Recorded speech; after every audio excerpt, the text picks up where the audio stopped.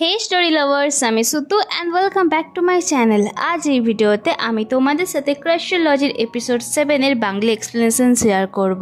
আর পরের ভিডিওগুলো খুব তাড়াতাড়ি তোমাদের সাথে শেয়ার করে দেবো। কিন্তু ভিডিওতে যাওয়ার আগে প্লিজ আমাকে কমেন্ট করে জানাও যে স্টোরিটা কেমন লাগছে, আর তোমরা কোনো নতুন স্টোরির নাম রেকমেন্ড করতে চাইলেও জানাতে পারো। So let's get started.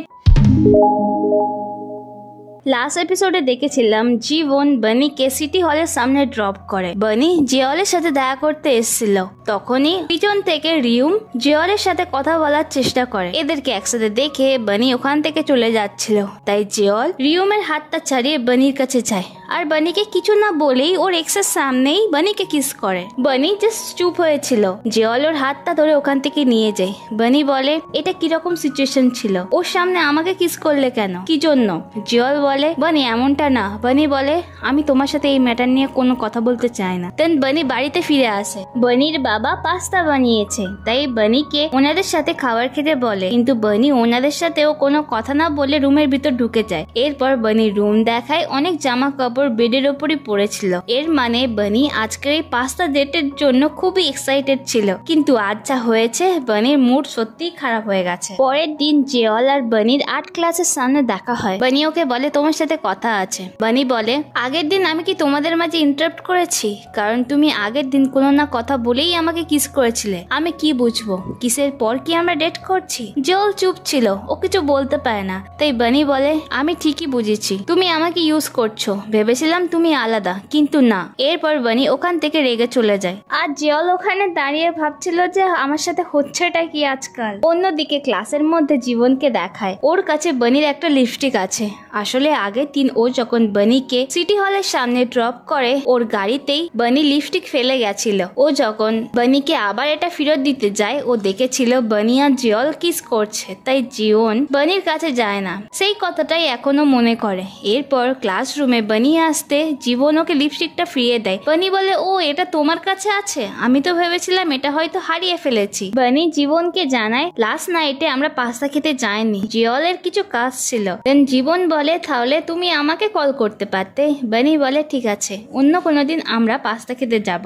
এরপর কলেজ কাউন্সিলিং মিটিং এ দেখায়। বানি আর জীবন তো কথাই বলে না। দেন মিটিং এ সবাই ডিসাইড করে স্টুডেন্টদের কাছে ফেস্টিভ্যালের টিকিট সেল করার জন্য জিওলকে খরগোশের কস্টিউম পরানো হবে। দেন কাউন্সিলিং এর মেম্বাররা টিকিট সেল করে, কিন্তু খুব একটা সেল হচ্ছিল না। ওই সময় জীবন সবার জন্য কফি নিয়ে আসে। ও বানিকে বলে, আমি কি হেল্প করব? দেন ওকে দেখার জন্য সব মেয়েরা লাইন দেয়, আর খুব তাড়াতাড়ি অনেক টিকিট সেল হয়ে যায়। জিওলের বিহেভিয়ারে বানি ইরিটেটেড হয়ে ওখান থেকে চলে যায়। দেন জীবন জিওলকে ওয়ার্নিং দিয়ে বলে, তুমি বলেছিলে না তোমার ফিলিংস বানির জন্য সিরিয়াস, কিন্তু তোমার বিহেভিয়ারে বানি হার্ট হয়েছে। ক্লাসরুমে বানি আগের দিন জিওলের করা কিসের কথাই ভাবছিল। তখন জীবন ওকে চিয়ার আপ করার জন্য ক্যাফেতে নিয়ে আসে। এই সময় বানির ফ্রেন্ড নিম, জীবন আর বানি ছিল।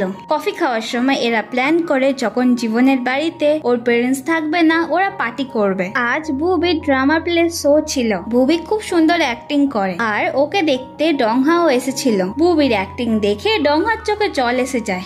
এরপর প্লে শেষ হতে ও যখন বুবির সাথে কথা বলতে যায়, ও দেখে একটা ছেলে বুবিকে হক করছে। ওর মনে হয় এটা হয়তো বুবির বয়ফ্রেন্ড, তাই ও বুবির সাথে আর কথা বলতে যায় না। এখানে ডংহার মন ভেঙে যায়। অন্যদিকে জিওল ফেস্টিভ্যালের টিকিট সেল করছিল। ওর সামনে দিয়েই বানি, জীবন আর বানির ফ্রেন্ড পাস হয়। ওই সময় বানির ফ্রেন্ড ওকে বলে, তুমিও স্টুডেন্ট কাউন্সিলিং এর মেম্বার না, তাই তোমার জিওলকে হেল্প করার দরকার। বানির ফ্রেন্ড ভাবছিল যদি বানি আর জিওল একসাথে কাজ করে তাহলে ওরা একসাথে টাইম স্পেন্ড করতে পারবে, কিন্তু বানি বলে তার কোনো দরকার নেই। বানি আর ওর ফ্রেন্ড ওখান থেকে চলে যাওয়ার পর ডংহা কাঁদতে কাঁদতে জিওলকে হক করে। এরপর ইভিনিং টাইমে ডংহা আর জিওল অনেক করে ড্রিঙ্ক করে। এরা একে অপরের সাথে নিজেদের দুঃখ শেয়ার করছিল। যেমন ডংহা বলছিল বুবির বয়ফ্রেন্ড আছে, আর জিওল বলছিল ও বানিকে নিজের ফিলিংস এর কথা বলতেই পারছে না। জিওল বলে, জানো সব থেকে বেশি কোন জিনিসটা খারাপ লাগছে? যে বানি আমার জন্য হট হয়েছে, আমার জন্য। সরি বানি, সরি।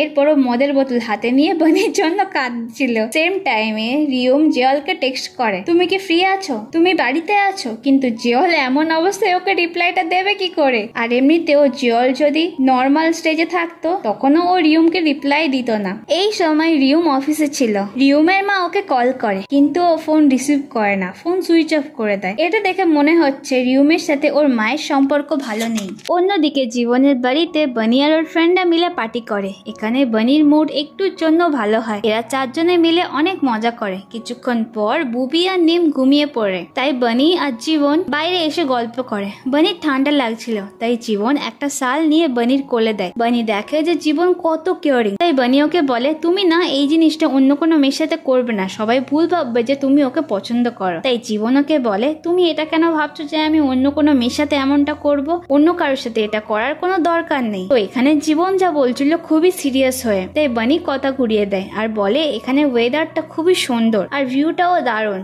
তাই জীবন বানিকে দেখে বলে হ্যাঁ খুবই সুন্দর, মানে বানি ওয়েদার দেখছে আর জীবন বানিকে দেখছে। পরের দিন স্টুডেন্ট কাউন্সিলিং এর সিন দেখায়। এখানে বানি আর বাকি স্টুডেন্টরা মিলে একটা কনফেস-ট্রি বানাচ্ছিল, যেখানে সব স্টুডেন্টরা নিজেদের ফিলিংস কনফেস করার জন্য একটা কাঠে লিখে ঝুলিয়ে রাখতে পারে। কিন্তু এখানেও বানি আর জিওল একে অপরের সাথে এখনো কথা বলে না। অন্যদিকে জীবন বানির ফ্রেন্ডের সোশ্যাল মিডিয়ার পোস্ট দেখে, আগের দিন পার্টি করেছিল তার ফটো আপলোড করেছিল। এরপর বানি যখন ওর ফ্রেন্ডের সাথে ছিল তখনই দেখে জিওলের মার সাথে একটা লেডির ঝগড়া, মানে জিওলের মা যে প্রফেসরকে ডেট করছিল তার বই জিওলের মার সাথে ঝগড়া করে। জিওলের মা বলে আমি তো জানতামই না যে ওই লোকটার বিয়ে হয়ে গেছে, ও আমাকে চিট করেছে, আমাকে বলেছিল যে ওর বিয়ে হয়নি, তাই তো আমি ওকে ডেট করেছিলাম, এতে আমার কোনো দোষ নেই। কিন্তু এই প্রফেসরের বউটা বলে না তুমি যা বলছো সবকিছু মিথ্যে, আর ওনার কোনো কথাই শোনে না। উনি জিওলের মার সাথে মারামারি পর্যন্ত করছিল, তাই বানি ওনাদের দুজনকে আটকাতে যায়। ওই সময় জিওল ওখানে আসে।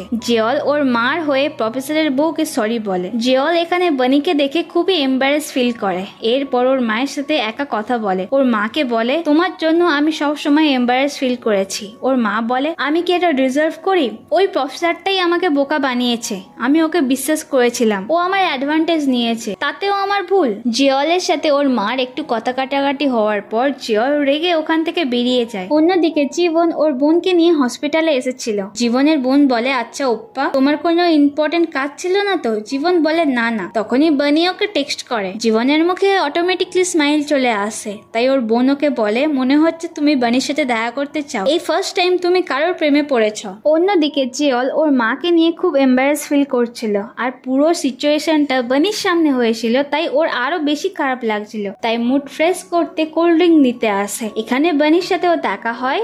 দেন জিওল বানিকে একটা কোল্ড ড্রিঙ্ক দেয়। এরপর ওরা দুজন কলেজের ছাদে গিয়ে কথা বলে, ওর মায়ের প্রবলেমের কথা শেয়ার করে, প্লাস বলে আগের দিনের জন্য সরি, তোমার অ্যাডভান্টেজ নেওয়ার জন্য, তোমাকে ডিসঅ্যাপয়েন্ট করার জন্য। এখানে বানি পুরো চুপ ছিল। তখনই একটা সিকিউরিটি গার্ড ওদের দুজনের মুখে লাইট মেরে বলে তোমরা এখানে কি করছো, এখান থেকে চলে যাও। বানি বাড়িতে এসে দেখে ওর বাবা ওর মায়ের সমস্ত অ্যাচিভমেন্ট গুলো একটা অ্যালবামে গুছিয়ে রাখছে। দেন ওর বাবা ম্যাগাজিনে একটা স্পোর্টস সেলিব্রিটির ফটো দেখিয়ে বলে জানো এটা তোমার মায়ের এক্স বয়ফ্রেন্ড, তোমার মা কলেজ টাইমে একে ডেট করেছিল, আর এরা দুজন খুব ফেমাস কাপল ছিল। পরের দিন কলেজে ডংহার কাছ থেকে বানি জানতে পারে জিওলের খুব শরীর খারাপ, জ্বর এসছে, তাই ডংহা বানির হাত দিয়ে জিওলের জন্য পরেচ পাঠায়। বানি যখন জিওলের সাথে দেখা করতে ওর বাড়িতে আসে, ওর বাড়ির গেট রিউম খোলে। রিউম ওকে বলে তুমি এখানে এসছো? বানি বলে আমি জিওলের সাথে দেখা করতে এসছি। রিউম বলে জিওল তো ঘুমাচ্ছে, ওকে কি ডাকবো? বানি বলে না। তাই রিউম দরজা বন্ধ করে দিতে যাচ্ছিল। দেন বানি রিউমকে ট্যাব আর পরেচ দিয়ে বলে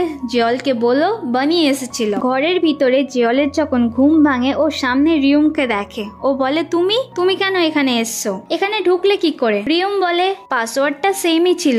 আচ্ছা ভুল ভেবো না, আমি তোমাকে অনেক কল করেছি, তুমি রিসিভ করোনি, তাই আমি এখানে চলে এলাম। এরপর জিওল পরেচ দেখে, কিন্তু জিওল জানতো না যে বানি এখানে এসেছিল, আর রিউম শুধু ওকে বলে তোমার একটা ফ্রেন্ড এটা দিয়ে গেছে।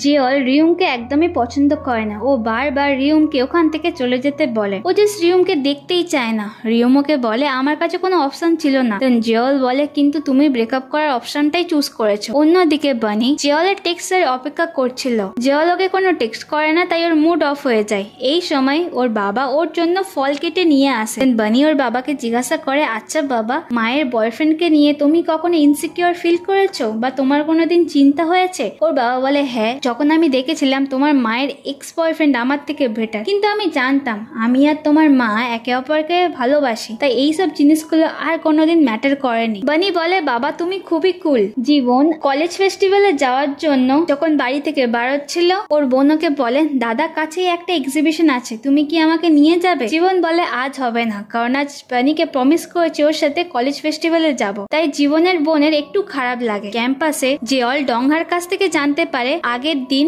বানি ওর বাড়িতে গেছিল পোর্চ দিতে। এটা জানার পরই ও বানির সাথে কথা বলতে যাচ্ছিল, কিন্তু ওর ফ্রেন্ডরা আটকায় যে কিছুক্ষণের মধ্যে প্রোগ্রাম শুরু হবে আর তুমি মেন ক্যামেরাম্যান। জীবন বানিকে কনফেস্ট্রির ব্যাপারে জিজ্ঞাসা করলে বানি জানায় তুমি এই কনফেস্ট্রিতে নিজের ফিলিংস লিখে রাখতে পারো, প্রোগ্রামের হোস্ট এটা মাইকে অ্যানাউন্স করবে। তো বেসিক্যালি কেউ যদি কাউকে ভালোবাসে তাহলে তার সামনে কনফেশন করতে পারে এই নোটগুলো লিখে, আর কোনো মেয়ে বা ছেলে যদি তার ফিলিংস অ্যাকসেপ্ট করে তাহলে এই প্রোগ্রামের পর তারা ডেট করতে পারে। মানে এখান থেকে ওদের রিয়েল লাইফ কাপলের জার্নি শুরু হয়। এই সময় আগের এপিসোডে যে ছেলেটাকে দেখেছিলাম তাকে দেখায়, বাট এটা কে সেটা জানা যায়নি। এরপর প্রোগ্রাম শুরু হয়। প্রথমে একটা বয় ব্যান্ড গান করে, সবাই এনজয় করে। এই সময় রিউম জিওলকে মাইক ঠিক করার জন্য ডাকে। দূর থেকে বানি এদের দুজনকে দেখে, তাই ওর খুব খারাপ লাগে। জীবন বানিকে বলে তুমি কি ঠিক আছো? বানি বলে হ্যাঁ। জিওল পুরো সময় বানিকেই দেখছিল, এটা রিউমও নোটিস করে। এই প্রোগ্রামের হোস্ট ছিল